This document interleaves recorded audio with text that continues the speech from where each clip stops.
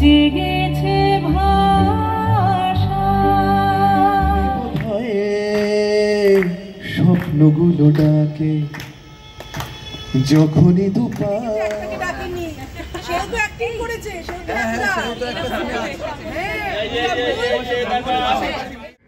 আমার concept wise খুব ভালো লাগছে যে এরকম একটা চিন্তা ভাবনা হয়েছে, এরকম একটা পরিবেশ তৈরি হয়েছে। কারণ মানুষই সবসময় ও শিকড়ের গল্প বলে, আমাদের হারিয়ে যাওয়া মূল্যবোধের কথা বলে, সেইটার সাথে এই স্টার থিয়েটারের ভেন্যুটা ভীষণভাবে মানানসই।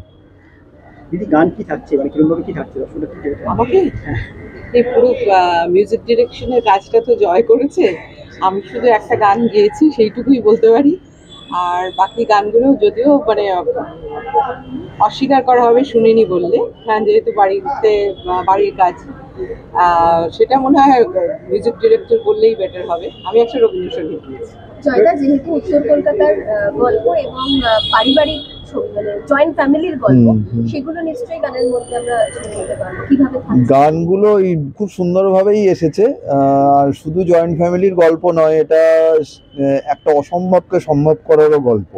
সেটা সিনেমা হলে গিয়ে দেখলে সেটার আন্দাজ পাওয়া যাবে। কোথাও একটা স্বপ্ন ছোঁয়ার গল্প এবং স্মৃতি আর স্বপ্নের একটা সম্পর্কের গল্প এটা, আমি সেদিক থেকে বলবো। গান আছে বেশ কয়েকটা, মূলত রবীন্দ্রসঙ্গীত। লোপাতো একটা গেয়েছে বললো, আমার আরেক বন্ধু শ্রাবণী সেন ও একটা গান গেয়েছে, ইমন গেয়েছে, আর দুর্নিবার গেয়েছে। আর অরিজিনাল গান একটা আছে, যেটার গানটার নামই স্বপ্নময় লেন, সেটা গেয়েছে অন্তরা মিত্র আর লিখেছে আকাশ চক্রবর্তী।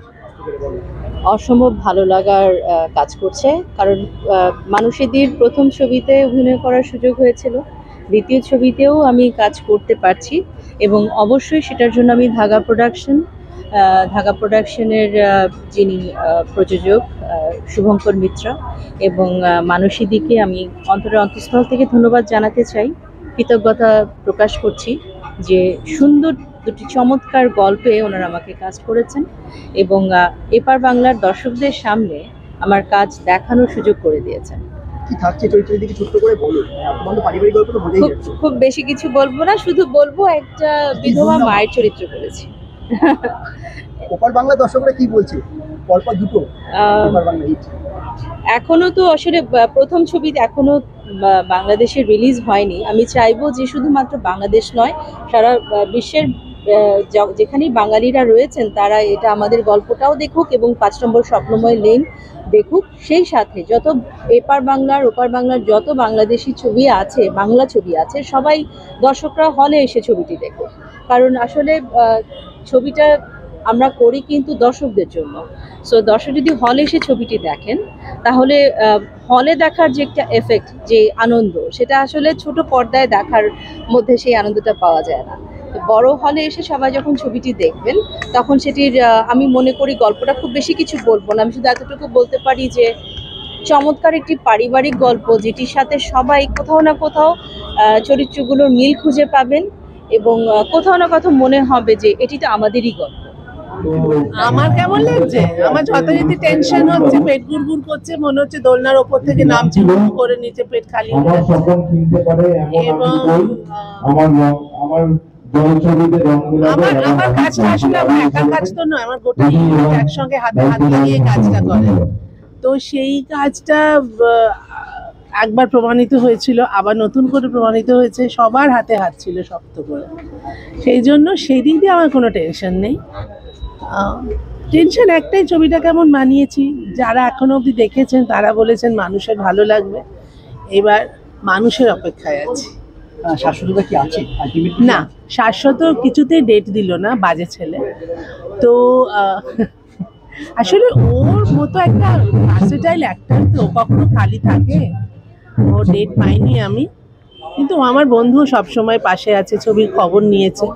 কিন্তু যারা অভিনয় করেছেন তারা এত ভালোবেসে এবং জমিয়ে দিয়েছেন সিনের পর সিন, খরাজ মুখার্জি, চন্দন সেন, অপরাজিতা এবং আমার অনেক অনেক অনেক নতুন নতুন অভিনেতা অভিনেত্রীরা, তারা জমিয়ে দিয়েছেন। ইন্টারভিউ দিচ্ছি, এসো না ওপরে। হ্যাঁ এসো এসো, ওকে। আমার এই ছবিতে 51 জন অভিনয় করেছেন। আমার নতুন ইন্টারভিউ থেকে পাওয়া অভিনেত্রী তারা বিশাল বড়।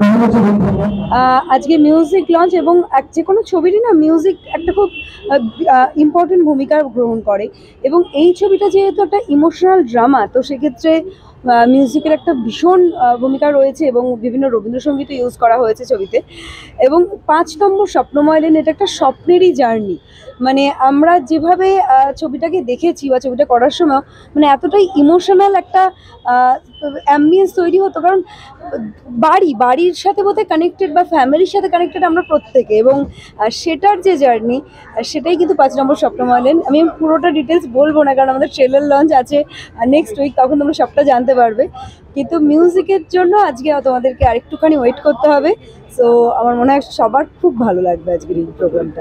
এবং আজকে স্টার থিয়েটারে হচ্ছে, আমার মনে হয় এটা একটা খুব ইউএসপি আজকে আমাদের ইভেন্টে, কারণ স্টার থিয়েটার মানে আমরা আর্টিস্ট হিসেবে এটার সাথে আমরা ভীষণভাবে একটা আত্মিক যোগাযোগ রয়েছে, একটা নস্টালজিয়া, একটা হেরিটেজ একটা প্লেস।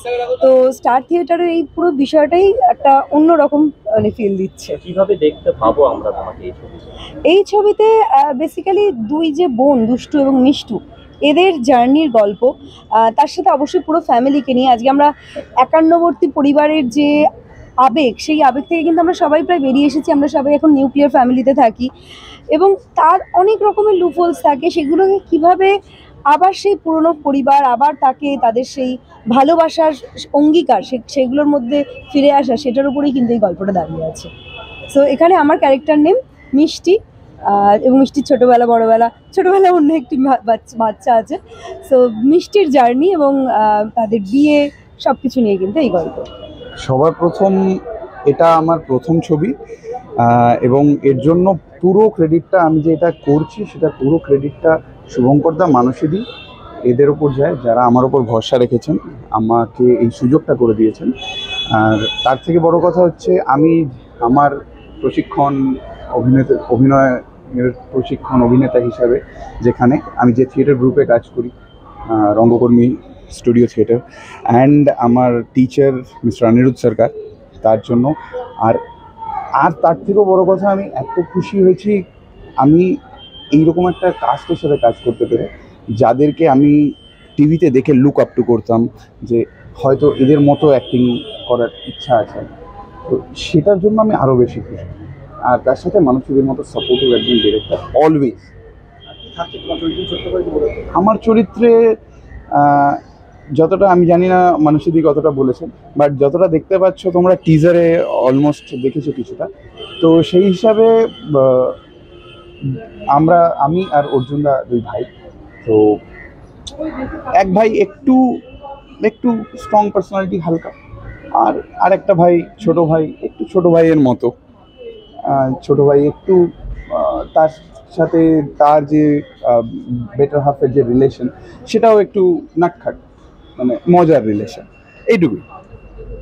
আর মাকে ভয় পায় দুজনে।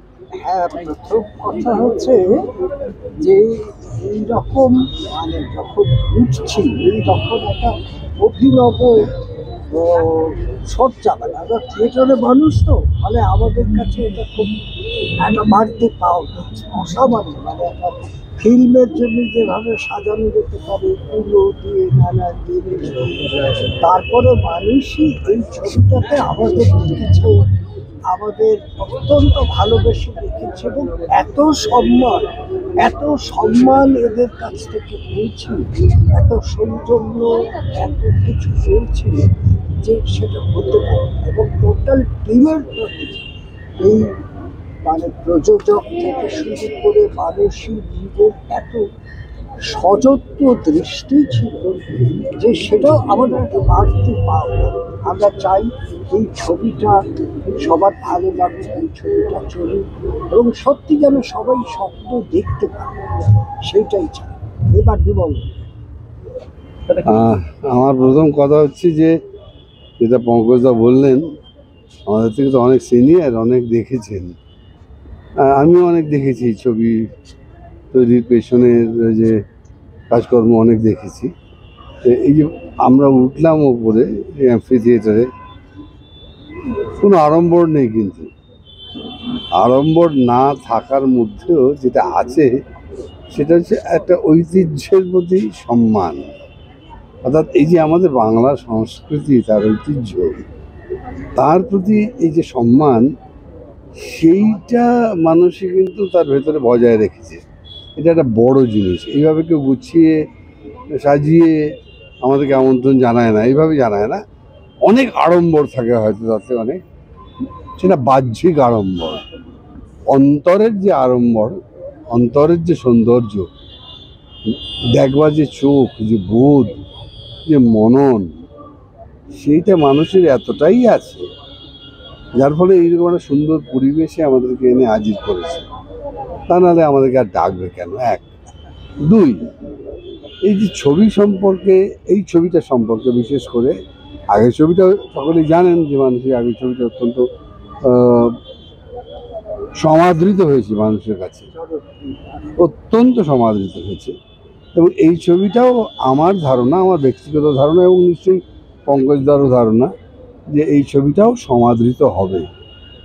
শুধু এই ছবিটার নামটা খালি লক্ষ্য করার মতো। আমি কেন ছবিটা রাজি হয়েছি করতে, ছবিটা যখন মানুষই আমায় বলেন যে ছবিটার নাম 5 নম্বর স্বপ্নময় লেন, তখনই আমার মনে হয়েছে যে এই ছবিটার ভেতরে মানুষই এমন কোনো কথা বলতে চাইছে যে কথাটা বোধহয় বাঙালির একান্ত আপন কথা, মানে এই সময়ের কথা, এই সময়ের মানুষগুলোর কথা, বোধের কথা, যন্ত্রণার কথা, হারিয়ে যাওয়ার কথা, যে স্বপ্নগুলো আমাদের মধ্যে ছিল, আছে, সেগুলোকে আমরা নাড়াচাড়া করি না, এমন কিছু কথা এই ছবিতে বলবে নিশ্চয়ই মানুষই। সেই কারণেই বোধহয় ছবির শিরোনামটাও অসাধারণ। এই অত্যন্ত কাব্যিক, অত্যন্ত। আমি মানে এই স্বপ্নময় লেন, এই ধরনের নাম কিন্তু আমি অনেকদিন ধরে ছবি দেখছি, ছবি করেওছি, দেখিনি। কিন্তু তার মানে বোঝা যায় যে একটা ছবির পেছনে, ছবি তৈরি করার পেছনে মানুষের মননটা কিভাবে কাজ করেছে, আর সার্বিকভাবে ওর টিম, ওর দল যেভাবে, ওই যে বললো, সযত্নে আমাদেরকে আগলেছে, আমাদেরকে দেখাশোনা করেছে, একটু এদিক ওদিক হতে দেয়নি, আমাদের কী সুবিধে কী অসুবিধে। একটা ছোট টিম, তার মধ্যে অত্যন্ত কম বয়সী ছেলেমেয়ে। আমার সবচেয়ে গুরুত্বপূর্ণ আমার কাছে এই সময়ে কম বয়সী ছেলেমেয়েরা একটি ছবি তৈরি করার জন্য কি প্রাণপাত পরিশ্রম করতে পারে, সেইটা কিন্তু এই ধাগা প্রোডাকশনের এই টিমটা না দেখলে বোঝা যাবে না। মানে যারা কাজ করেছেন তারা জানেন যে কি অসম্ভব পরিশ্রম তারা করেছেন। আমার ধারণা বাংলা ছবির জন্য এই ধরনের গল্প অত্যন্ত প্রয়োজনীয়, এবং বাংলা ছবি লোকে এই মুহূর্তে দেখুক, জানুক, বুঝতেও চেষ্টা করুক যে আমরা কোন অবস্থার মধ্যে দিয়ে ছবি তৈরি করছি, ছবিতে অভিনয় করছি, কলাকুশলীরা কাজ করছেন, এই সবটা তাদের একটু বোঝা উচিত, জানা উচিত। এবং সবশেষে যেটা বলি সেটা হচ্ছে যে ছবি অভিনয় করতে তো ভালোই লাগে, যে কোনো মানুষের ছবিতে অভিনয় করতে আনন্দ লাগে, কিন্তু একটা বড় আনন্দ হচ্ছে এই ছবিতে আমরা এমন মানুষেরা কাজ করেছি যারা নিজেরাই অন্য জায়গাতে, বাইরে, ছবির জগতের বাইরেও অত্যন্ত কাছের মানুষ, অত্যন্ত প্রাণের মানুষ, অত্যন্ত শ্রদ্ধার এবং সম্মানের মানুষ, প্রিয় মানুষ, ভালোবাসার মানুষ। মানুষই সেই মানুষগুলোকে কিন্তু নির্বাচন করেছেন এবং যথার্থ নির্বাচন করেছেন, এবং তার মধ্যে ওর কোনো ভনিতা ছিল না। এমন নয় যে নিতে হবে বলে নিয়েছে, এমন নয়, একেবারে হৃদয় দিয়ে নিয়েছেন।